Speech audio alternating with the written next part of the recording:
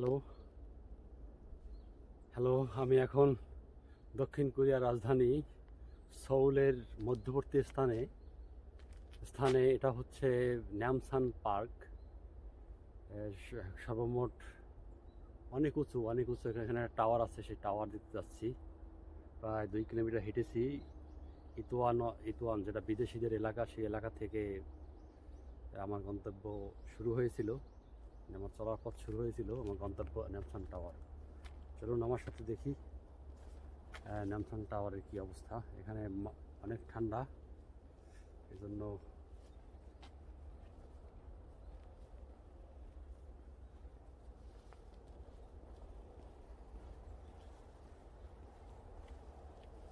টুপিটা পরে নিলাম। চলুন আমার সাথে। খুব নিরিবিলি, নীরবে নিভৃতে এই পথ চলা যায়। শহরের কোনো কোলাহল এই এলাকায় নেই। এখানে অনেকগুলো ট্রেইল আছে, কোনো ট্রেইলের শেষ নেই। জানি না কোন ট্রেইল আমি গ্রহণ করব।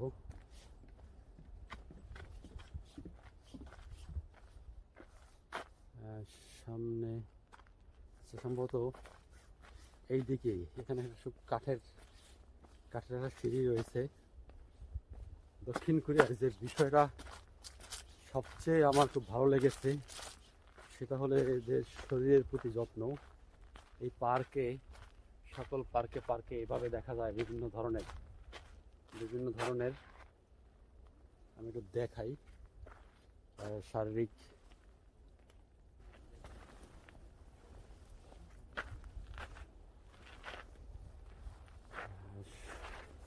ফিজিক্যাল এক্সারসাইজের জন্য বিভিন্ন যন্ত্রপাতি জায়গায় জায়গায় রাখা আছে।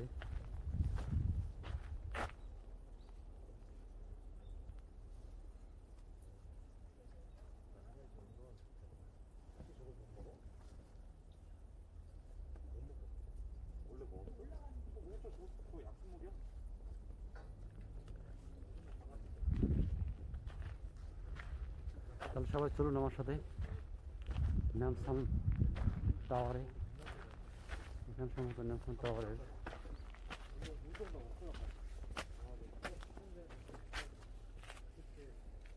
নট সোল টাওয়ার, না, আমরা যাবো ন্যামসান টাওয়ারে। নাকি সেটা কোন দিকে? এখান থেকে কোরিয়া শহরের কিছু অংশ দেখা যায় সূর্যোদয়ের দিকে। আসলে এখন শীতকাল তো, সেজন্য অনেকটা প্রকৃতির আকার বিবর্ণ হয়ে গেছে।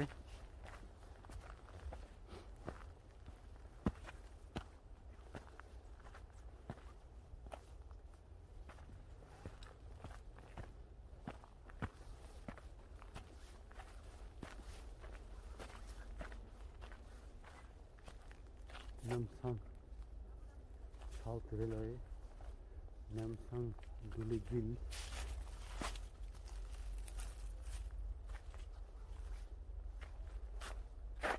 আমি কি আমার পথ হারিয়ে ফেলছি কিনা কে জানে। যাই, এই পথেই যাই।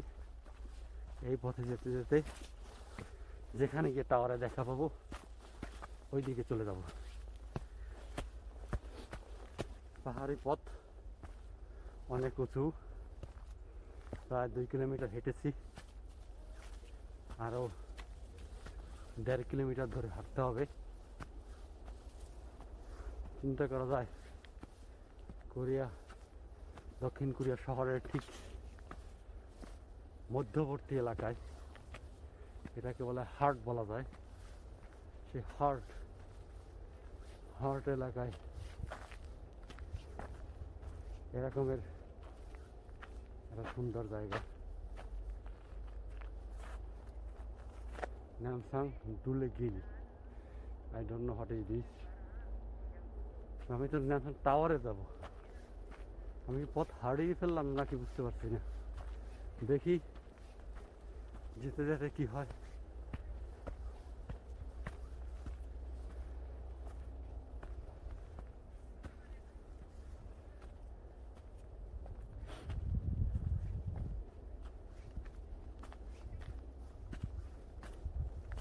এখানকার এই সময়ে সব গাছের পাতাই পড়ে যায়, শুধু ঝাউ জাতীয় যে গাছগুলো রয়েছে সেগুলোর পাতা সবুজ থাকে। পুরো পুরো পাহাড় জুড়ে বিশাল বিশাল পাথরের দেখা পাই। এই যে ঝাউ গাছগুলো এখনো সবুজ। দক্ষিণ কোরিয়ার সবচেয়ে যেটা ভালো লাগে, আমি যেখানে যেভাবে হারিয়ে যাই না কেন, মাঝে মাঝে বনের ভেতর হারিয়ে যাই ইচ্ছে করে, এবং হারিয়ে গেলেও এটা পুরোপুরি নিরাপদ দেশ, কোনো ভয়ের কোনো কারণ নেই, এবং সবখানেই মোবাইল নেটওয়ার্ক রয়েছে। তো সবখান থেকেই যদি হারিয়ে যাওয়াও যায় তাহলে কিন্তু সাহায্য পাওয়া যাবে। এই যে গতকালকে, হ্যাঁ গত পরশু দিন রাতে আমি বুখানছন ন্যাশনাল যে পার্ক, সেটা প্রায় 32 কিলোমিটার এলাকা জুড়ে, সেই 32 কিলোমিটার এলাকায় কোরিয়ার যে সর্বোচ্চ উঁচু পাহাড় 726 মিটার উঁচু, বাট সেখানে পৌঁছতে প্রায় 4 ঘন্টা সময় লাগে।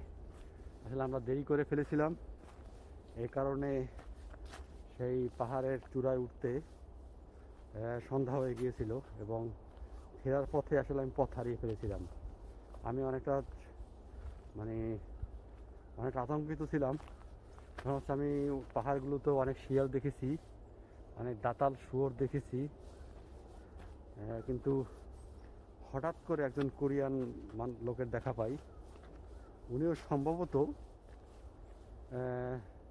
আমাকে ফলো করতেছিলেন, কারণ উনি মনে হয় যে ওই এলাকার এই যে হারানো ব্যক্তিদের জন্যই, তাদেরকে পথ দেখানোর জন্যই নিয়োগপ্রাপ্ত সরকারের কাছ থেকে। উনি আমাকে নিয়ে সেই খাড়া পাহাড় বেয়ে প্রায় আরও 4 ঘন্টা হেঁটে আমরা পাহাড় থেকে নামি। আমি জীবনেও সেই অভিজ্ঞতা ভুলব না। রাতের বেলায় অন্ধকারে এই যে নামসাম টাওয়ার সোল, এইদিকে আমরা এদিকেই যাব। চলুন সবাই আমার সাথে। এখানকার দূরে দেখুন কোরিয়ার শহর, এখানে সূর্য প্রায় অস্ত যাচ্ছে। এখানে হাঁটা খুব সহজ নয়, কারণ পাথরের বড় বড় অংশ এই চলার পথে, সুতরাং হাঁটতে গেলে একটু সাবধানে হাঁটতে হয়। যেটা আর একটা বিশাল পাথর। যাই হোক, আমরা এগিয়ে চলছি নামসাম টাওয়ারে।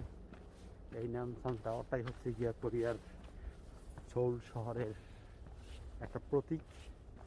সব জায়গাতেই তারা এই প্রতীকটা ইউজ করে থাকে।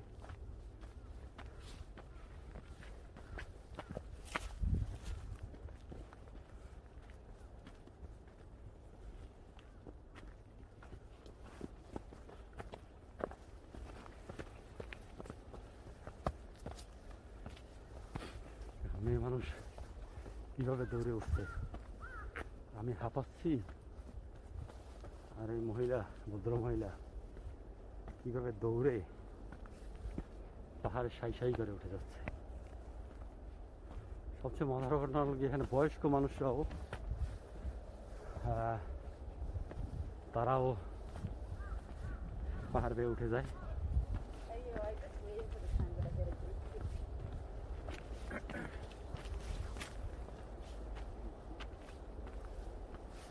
মনে হচ্ছে কি বনটা সব শুকিয়ে গেছে, আসলে শুকিয়ে যায়নি, পাতা পড়ে গেছে।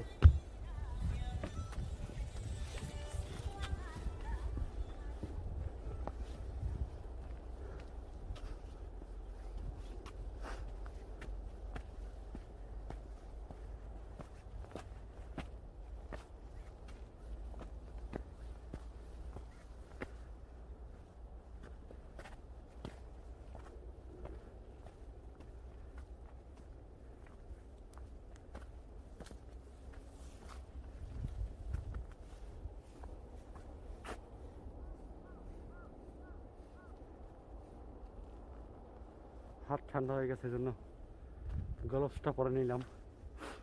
যাতে আমার ক্যামেরা ধরতে সুবিধা হয়। বিশাল বিশাল পাথর। আসলে আমরা যারা বাংলাদেশে আছি, বাংলাদেশের পাহাড়গুলো সব মাটির পাহাড়, এবং পাহাড়ে এই ধরনের পাথরের অস্তিত্ব নেই। এই ধরনের পাথর দেখেছিলাম আমি ভারতের হায়দ্রাবাদে। সেই হায়দ্রাবাদের বিভিন্ন পাহাড়ে বিশাল বিশাল পাথর, মনে হয় কি কেউ যেন একটা ভাস্কর্য তৈরি করে রেখেছে পাথরের, একটার উপর আর একটা দিয়ে। এখানেও অনেক বড় বড় পাথর দেখা যায়।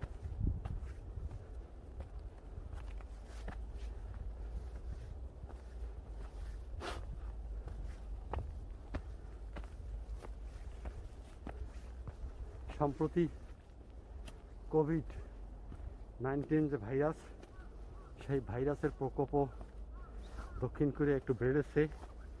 এই কারণে মাস্ক বাধ্যতামূলক করা হয়েছে। কত বড় পাথরের খণ্ড! তো এই কারণে মাস্ক পরে এখানে পাহাড় ওঠা অনেক কষ্টকর।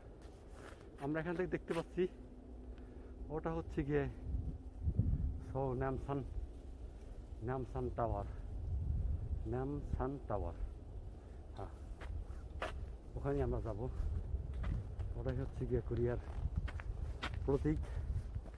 বিভিন্ন জায়গায় কোরিয়া অথবা রাজধানী সেউলের কোনো প্রতীক ছাপাতে হলে ওইটাই ছাপানো হয়।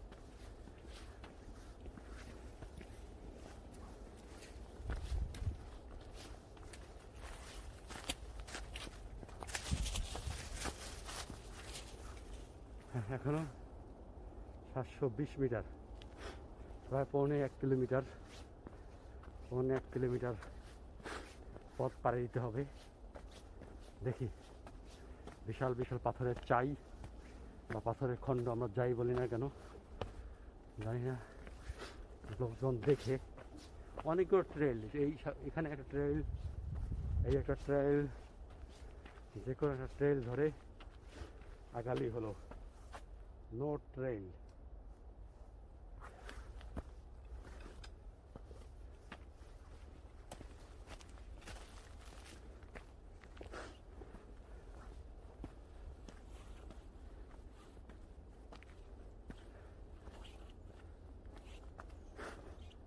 এখানে সুন্দর একটা কাঠের সিঁড়ি আছে, পাহাড়ের পানি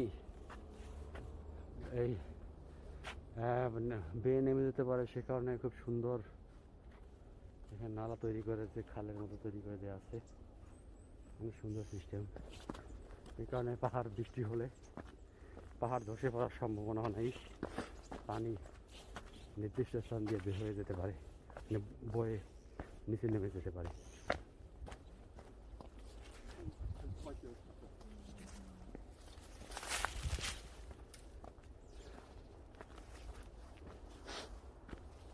অনেক আগেই আসার ইচ্ছা ছিল, যখন এই বন ছিল সবুজ এবং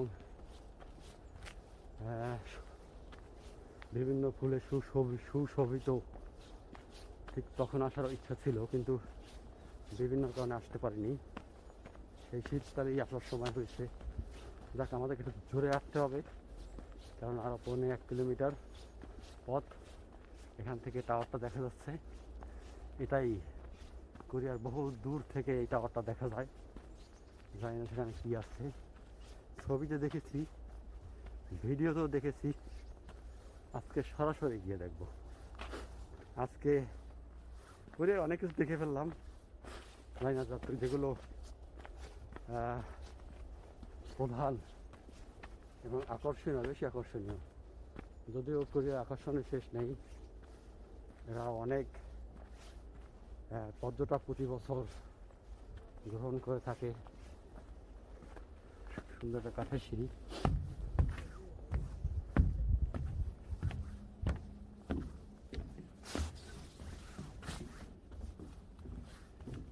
জানি না, বিবর্ণ বন, এই বিবর্ণ শুকিয়ে যাওয়া বন, এটা দেখে ভালো লাগছে কিনা, তবে আমার ভালো লাগছে। এরপর কিছুদিনের মধ্যেই কিন্তু এখানে তুষার স্নো পড়তে শুরু করবে এবং সেই প্রস্তুতি এখন কোরিয়ার সব জায়গায় দেখতে পাচ্ছি। অনেক জায়গায় সড়কে কার্পেট বিছিয়ে দেওয়া হয়েছে, প্লাস্টিকের কার্পেট, এবং কার্পেটগুলো খুব লেগে থাকে এর সাথে, জমিনের সাথে, এবং তার উপর দিয়ে হাঁটতে খুব আরামদায়ক। তুষার অথবা বরফ পড়লেও তার উপর দিয়ে হাঁটা যাবে। এই জন্য অনেক জায়গায় কিন্তু দেখেছি যে তারা কার্পেট বিছিয়ে সেই তুষারপাতের জন্য অপেক্ষা করছেন। বন, চারদিকেই বন। আমরা এগিয়ে যাচ্ছি নামসান পাহাড়ের দিকে।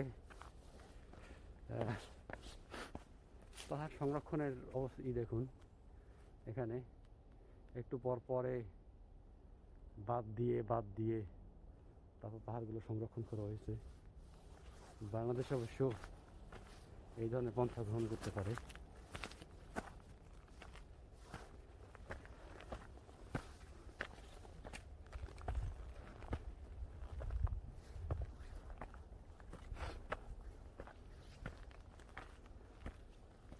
যাই হোক, আপনারা বুঝতেই পারছেন পরিবেশটা খুব নীরব, নির্জন এবং কোলাহলমুক্ত। রাজধানীর শহরের ভিতরে এরকম একটা নির্জন কোলাহলমুক্ত পরিবেশে এসে সময় কাটানো, যদিও এদের সেই সময় নেই কোথাও গিয়ে বসে সময় কাটানোর। শনিবার রবিবার যদি সময় হয় তাহলে তারা ঘুরতে যায়। বাকি দিনগুলো আমি যদি বলি গাধা, তাহলে গাধাও লজ্জা হবে এদের কাজের কাছে। এরা এমন একটা শ্রমিক জাতি, সবাই কাজ করে সকাল থেকে ঘুমের রাত পর্যন্ত। ডন টু ডাস্ক বলে এখানে কোনো কথা নেই। এখানে কথা হচ্ছে ঘুম থেকে উঠবে, কাজ শুরু করবে এবং কাজ শেষ করবে, ঘুমিয়ে পড়বে। কেমন জাতি এরা! এদের সাফল্যের আর কোনো সিক্রেট সূত্র অথবা ম্যাজিক নেই, শুধু এটাই ম্যাজিক।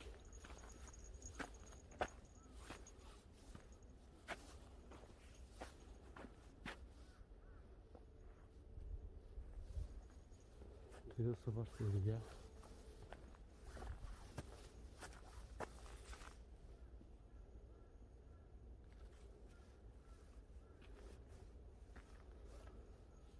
কোন দিক থেকে যাবো বুঝতে পারছি না।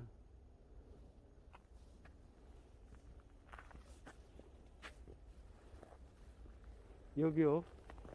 টাওয়ার 이제 야 감사합니다.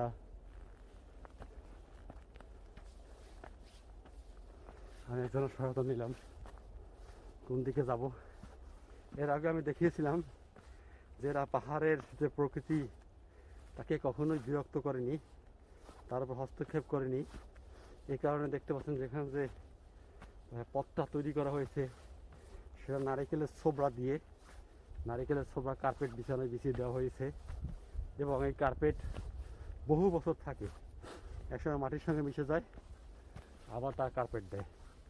তার মানে হচ্ছে গিয়ে বনের ভিতরে পথ চলার জন্য যে ট্রেল তারা তৈরি করেছে সেই ট্রেলগুলো কিন্তু কোনো সিমেন্ট বা কৃত্রিম কোনো জিনিস ব্যবহার করা হয়নি। এটাই হচ্ছে এখানকার জন্য বড় শিক্ষা। এই যে পাথর, এই পাথরও বনের পাথরগুলোই তারা বনের ভিতরে ব্যবহার করছে। যাই হোক, চলুন। টাওয়ার হচ্ছে ওই যে টাওয়ার।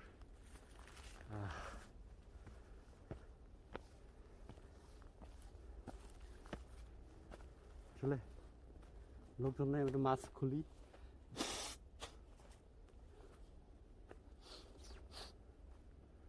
Oh my God.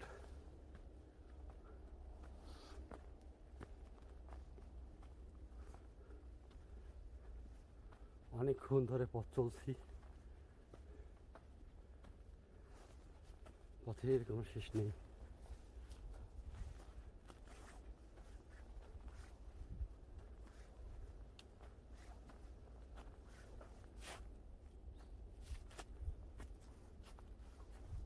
এই মহিলা কি আমাকে ভুল পথ দেখালো কিনা আমি সন্দিহান। কারণ হচ্ছে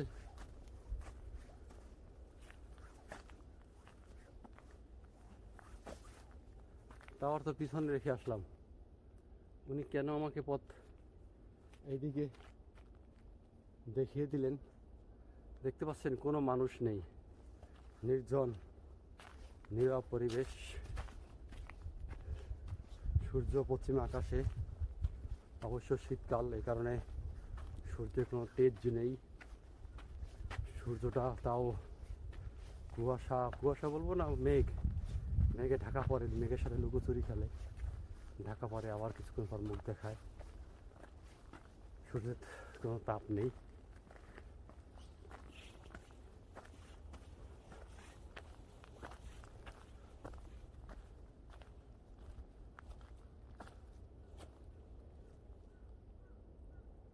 না, আমি দেখতে পাচ্ছি টাওয়ার ওইদিকে, ওই টাওয়ার। না, আমি ভুল পথে চলে আসছি। মহিলা বুঝে নাই, আমাকে বিভ্রান্ত করেছে। আমি ওইদিকেই যাব, পরে না হয় এদিকে আসবো।